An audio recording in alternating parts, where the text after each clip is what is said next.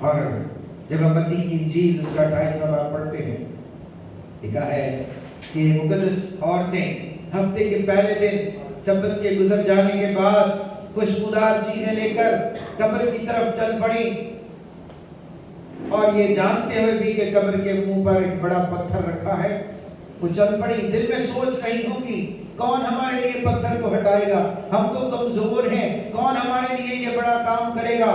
لیکن دل میں مسیح کی محبت لیے چلتی رہی، دل میں ایمان لیے چلتی رہی، اور جب وہاں پہنچی اس قبر کے پاس جو باغ کے اندر تھی، اس قبر کا مالک یوسف ارمتیہ تھا، جو بڑا مالدار شخص تھا، یہ اس نے اپنے لیے قبر بنوائی تھی، لیکن یسوع مسیح سے محبت کی وجہ سے اس نے یسوع مسیح کا بدن اس قبر میں رکھا، اور پھر اس کے بعد آج تک کوئی اس قبر میں رکھا نہیں گیا، کیونکہ وہ قبر یسوع مسیح کے جی اٹھنے کے بعد آج تک خالی ہے، اور خالی قبر اس بات کی گواہی دیتی ہے کہ وہ مر گیا تھا، قبر میں رکھا گیا تھا، لیکن وہ تیسرے دن مردوں میں سے جی اٹھا۔ میرا سوال ہے آپ سے، لکھا ہے کہ جب عورتیں قبر کے پاس پہنچی تو انہوں نے دیکھا کہ پتھر لڑکا ہوا ہے، قبر کے منہ سے پتھر ہٹا ہوا ہے، تو وہ پتھر بہت بڑا تھا، اس کو کس نے ہٹایا ہوگا؟ کس نے؟ فرشتوں نے۔ اب سوال یہ ہے کہ اگر پتھر قبر سے نہ ہٹتا تو کیا یسوع مسیح قبر سے باہر نہ آ پاتے؟ وہ تو جلالی بدن میں تھے، وہ تو کسی بھی چیز میں سے گزر سکتے تھے، اسے کوئی چیز روک نہیں سکتی تھی، لیکن اس پتھر کا ہٹنا بڑا ضروری تھا۔ اگر قبر کے منہ پر پتھر رہتا اور یسوع مسیح آسمان پر چلے جاتے زندہ ہونے کے بعد تو کوئی گواہی نہ ہوتی۔ لوگ کہتے ہیں شاگرد جھوٹ بولتے ہیں، اگرچہ یسوع مسیح ظاہر بھی ہوتے پھر بھی، لیکن اس قبر کے منہ سے پتھر کا ہٹنا بڑا ضروری تھا، کیونکہ اس پتھر کے اوپر سیل کس نے کیا تھا، مہر کس نے کیا تھا؟ رومیو نے۔ اور رومیو کو یہ بات جاننا ضروری تھا کہ ہمارے پہرے اس کو روک نہیں سکتے، وہ ان کے پہروں کو توڑ کر قبر میں سے باہر آیا، اور وہ پتھر یسوع مسیح نے خود نہیں ہٹایا، وہ پتھر فرشتوں نے ہٹایا۔ بڑی دلچسپ اور خوبصورت بات ہے، ایمان افروز بات ہے کہ فرشتے خداوند یسوع مسیح کے زندہ ہونے پر، جی اٹھنے پر زمین پر موجود ہیں۔ جب خداوند یسوع مسیح مقدسہ مریم کے بطن اطہر میں رکھے گئے تو کون پیغام لے کے آیا؟ فرشتہ۔ جب گڈریوں کو خبر ملی تو فرشتے آئے، ایک بڑا لشکر آیا آسمان سے۔ جب خداوند یسوع مسیح 40 دن فاتح کر رہے تھے تو کون خدمت کر رہے تھے اس کی؟ فرشتے اس کی خدمت کر رہے تھے۔ گیتسمنی باغ میں جب وہ دعا کر رہے تھے تو فرشتے اس کے ساتھ تھے۔ جب خداوند یسوع مسیح قبر میں رکھے گئے تو نظر نہیں آ رہے، لیکن چونکہ ان کا ماسٹر، ان کا مالک اس حالت میں اس لیے ضرور تھا کہ فرشتے اس کی خدمت کے لیے وہاں موجود رہیں، اور فرشتوں کی وہاں موجودگی جو ہے وہ اس بات کی دلیل ہے کہ جب فرشتے گواہی دیں گے تو کوئی جھوٹ نہیں کہہ سکے گا، کیونکہ سب یقین کرتے ہیں انسان جھوٹ بول سکتا ہے مگر فرشتے جھوٹ نہیں بولتے۔ قبر کے منہ سے پتھر کا ہٹنا، عورتوں کا وہاں جانا اور فرشتوں سے ملنا، یہ بہت بڑی گواہی ہے، اور یہی خداوند یسوع مسیح کی یونیکنیس ہے۔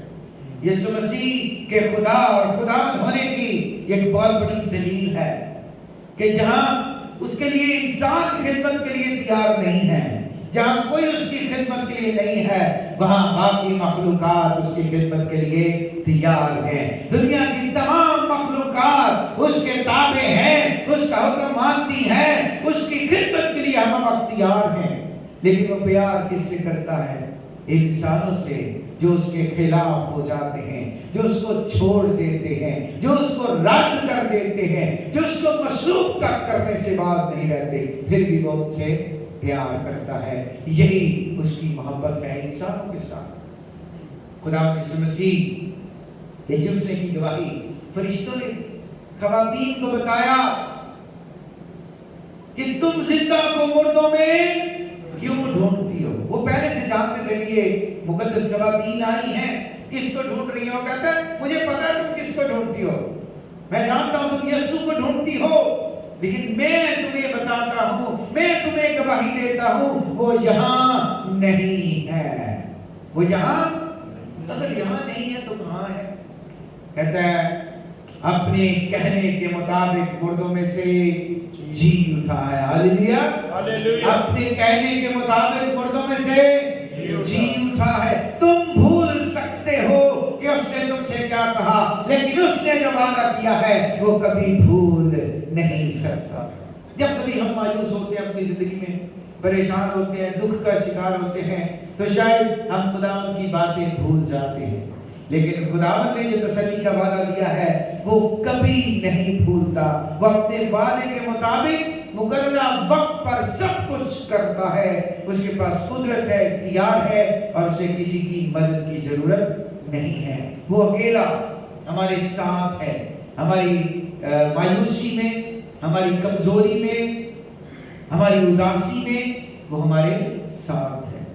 हम भूल सकते हैं उसको, लेकिन वो हमें नहीं भूलता। यहां एक बात जो आज आपके सामने रखना चाहता हूं ये है, पूरी दुनिया में बहुत सारे लोग ये समझते हैं कि सबसे पहले खुदा यीशु मसीह को जिंदा होते हुए जो है वो यीशु मसीह के जिंदा होने की गवाही खवातीन ने दी, लेकिन यहां लिखा है उसकी सूरत जब फरिश्ता कब्र पर उतरा, जब उसने पत्थर को लुढ़काया तो उस फरिश्ते की सूरत बिजली की मानिंद थी, और उसकी पोशाक बर्फ की मानिंद सफेद थी, और उसके डर से निगहबान काम उठे और मुर्दा से हो गए। कौन जी? निगहबान, वो पहरेदार जो रोमी सिपाही थे, जो कब्र पर खड़े किए गए थे ताकि कोई यीशु मसीह को वहां से निकाल ना सके। अब यीशु मसीह की कुदरत के सामने रोमी सिपाही कितना भी ताकतवर क्यों ना हो, वो कायम नहीं रह सकता। और वो तो सिर्फ फरिश्ता था जो आया। फरिश्ता, आपको पता फरिश्ता कितना ताकतवर होता है। खुदा यीशु मसीह की खिदमत के लिए फरिश्ते आए, वो फरिश्ते जो ताकतवर फरिश्ते थे। जब खुदा किसी काम को एकदम से खत्म करना चाहता है तो अपने मुकर्रम फरिश्तों को भेजता है।